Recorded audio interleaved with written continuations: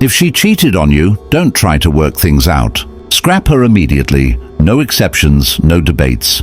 There, I said it. That line will make half the guys nod and half the comments explode.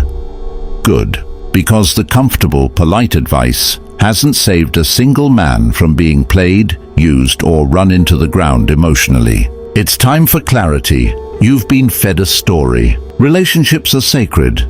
Forgiveness is noble. Second chances are romantic. Sound bites, therapists, and movies repeat it until you believe it. But those same stories don't tell you what happens to men who keep forgiving the unfixable. They don't tell you about the nights you wake up wondering where your value went. The slow erosion of respect. The friends who stop inviting you out because you're that guy. They don't tell you how being the man who forgives everything turns you into a backup plan, useful, available, expendable. Let me be blunt. Cheating is a decision. It's not a mistake like tripping and dropping a plate. It's an act that says, I chose this. I valued this more than what we had. And when someone makes that choice against you, they've legally and morally redrawn the map of the relationship. Trust is not a currency you can refund. Once broken, its integrity is shattered. I'm not talking about nuance for nuance's sake. I'm talking about men who built stability, kept their word, invested time, money, emotion, who were the backbone of a life only to be betrayed. If she has a life with you that provides stability, status, and comfort, and she still crosses the line, that's not a momentary lapse. That's a signal, that's a pattern, and waiting to repeat. You will hear the excuses. It was a mistake. I was lonely, I was confused. The world will counsel compromise. That advice quietly trains men to accept less. You don't get your dignity back by begging. You get it back by refusing to be the receptacle for someone else's choices. Look, I'm not telling you to rage and wreck your life theatrically. I'm telling you to protect your future with surgical calm. Cutting someone out after betrayal is not cruelty. It's self-preservation. It's a clear line that says, I value myself more than you value your impulses. That line is magnetic to the right kind of woman, the kind who values a man who values himself. Over the next sections, I'll show you the real cost of giving second chances, the mechanics of why men fall into the forgiveness trap, and the decisive exit strategy that prevents you from becoming a wrecked cautionary tale. I'll also give you the blueprint to rebuild stronger, leaner, more desirable, so you never have to beg for what you once freely gave. And yes, there will be men who think I'm cold. That's fine, some truths sting. Better to flinch now than to flinch for years while your life falls apart. Stay with me. Reason 1 will blow up everything you thought you knew about intimacy. Second chances don't heal, they hollow you out. Every man who's ever tried to rebuild after betrayal thinks he's being noble. He pictures himself as the calm, evolved one, the bigger man who forgives, who saves what they had. But what actually happens is slower and quieter. His self-respect bleeds out one compromise at a time. The first cut is doubt. You tell yourself you've forgiven her, but you start watching the clock when she goes out. You scan her phone when she's in the shower. You stop sleeping deeply. The mind that used to dream of goals now replays surveillance footage. It will never see that's not a relationship. It's emotional probation. The second cut is self-betrayal. You promised yourself you'd never tolerate disrespect. You drew a line and then erased it. The part of you that once said, I don't settle, starts whispering, maybe it's not that bad. Every time you rationalize, your boundaries rot a little more, and she feels it. People can sense when your spirit bends. Attraction dies at the same speed. The third cut is public respect. Your friends stop telling you the truth because they know you won't act on it. They nod, change the subject, and quietly mark you. As the guy who stayed, women sense it too. They might not know your story, but they read the body language. A man carrying the invisible weight of compromise. Charisma fades when conviction does. Here's the brutal math. Every time you forgive a deliberate betrayal, you teach her what the real limits are. None. Every time you stay, you teach yourself that pain is cheaper than solitude, and that lesson will follow you into every future relationship. People love to preach that everyone deserves a second chance. Ask them this: at what cost? because every second chance is paid for in time you can't get back. Peace you won't recover, and purpose you could have built elsewhere. The modern world tells men to be endlessly understanding. I'm telling you to understand this. Forgiveness doesn't rebuild respect. It buries it under politeness.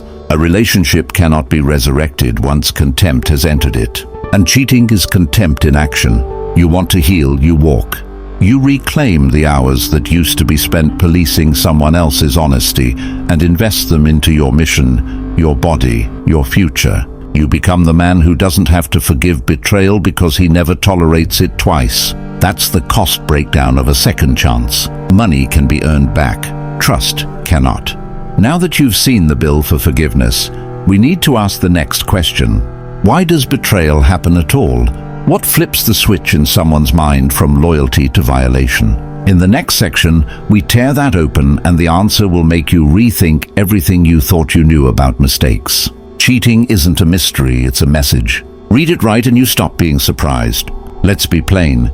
Cheating isn't a random accident. It's an outcome. It's the result of pressure, opportunity, and a decision. And if you treat it like a single mistake to forgive, you'll be rehearsing the same play again. Only this time, you'll be deeper in the trap. First, opportunity. People cheat when the cost of getting caught seems lower than the reward. That's not moral philosophy, it's calculus. Late nights, travel, addictive attention from other people, private conversations that become cons, boundary-free social media. These are all the environments that increase the odds. Remove the environment, reduce the probability. Don't pretend the scene doesn't matter. Second, unmet needs. Men who forget to check what they're actually providing will be blindsided. Women aren't mystical here. They respond to what's in front of them. Emotional absence, inconsistent effort, and shrinking ambition create a vacuum. The world fills vacuums quickly if you're not supplying stability, validation, or leadership. Someone else will. That's not nobility. It's human behavior. Third, testing and entitlement. People test boundaries. It's how we learn and sometimes how we assert power. An affair often starts as a test. If I push this line, what will happen? If you've trained your response to placate, to plead, to beg, you've already failed. Tests become behavior patterns. Repeat patterns become identity. And finally, the brutal truth, choice. At the end of the day, a person chooses to cross a line. Excuses will come. Loneliness, a bad moment, a terrible phase. But excuses don't erase the decision. If someone has access to security, status, and a man who provides abundance, and they still choose betrayal, that reveals priorities. That decision rewrites the story about who they are and how they value what you offer. Now here's the part that makes men flinch. You will want to fix her. You will replay the honeymoon, promise more, cut corners in your standards. Don't. Fixing someone else's priorities is a fool's errand. The only thing you can fix reliably is yourself, your standards, your frame, your mission. When you stop being the safety net, you force reality to sort itself. This isn't fatalism, it's clarity. Some women will never betray a man who embodies safety and consistency. Others will betray regardless. You cannot legislate the heart, but you can read the signal. Treat betrayal as revelation. It tells you more about her than it does about you. And if what it reveals doesn't align with the life you're building, the correct response isn't negotiation, it's termination. Here's the tactical takeaway. When cheating appears, treat it like a diagnostic test that came back positive. Don't argue over intent or promises. Audit the relationship against 3 criteria: opportunity, unmet needs, and demonstrated choice. If the test fails, you don't rebuild with platitudes. You protect your future. Next up, why men fall into the forgiveness trap and how it destroys a man's frame. The psychology that makes you give away your leverage. You forgive because you're human. You stay forgiven because you're weak. There are biological urges, social pressures, and ego hooks that conspire to turn a man who should cut and move on into the man who begs to stay. If you don't understand these forces, you'll keep repeating the same humiliating script, and you'll lose more than a relationship. you'll lose yourself first. Scarcity. Men are wired to fear being alone. That's old wiring, it's real. When the threat of loneliness appears, especially after betrayal, the amygdala lights up. Logic takes a back seat, and survival instincts scream, "Don't lose this." In that fog, even men who swore never again will rationalize staying. The truth? Loneliness is temporary, but a lifetime of being a backup plan is permanent. Second, sunk cost fallacy. You invested years, money, kids, status. Your brain lies to you. You've already paid. Keep going. That's not wisdom, that's math error. Time and resources spent don't guarantee future value. Men clutch history because it feels safer than uncertainty. Break the habit. Honor the time, then reclaim the rest. Third, ego and social signaling. Society scripts men as providers, peacemakers, the strong ones who forgive and rebuild. It's easier to swallow public praise for being the big man than to face the shame of a messy split. But playing the savior in front of friends is often playing the villain in private. Real strength is protecting your standard, even if it makes you unpopular for a minute. Fourth, the romance brain. Neuroscience shows attachment chemicals make you cling to someone despite evidence. You will romanticize apologies, replay good memories, and give weight to phrases like, "I messed up."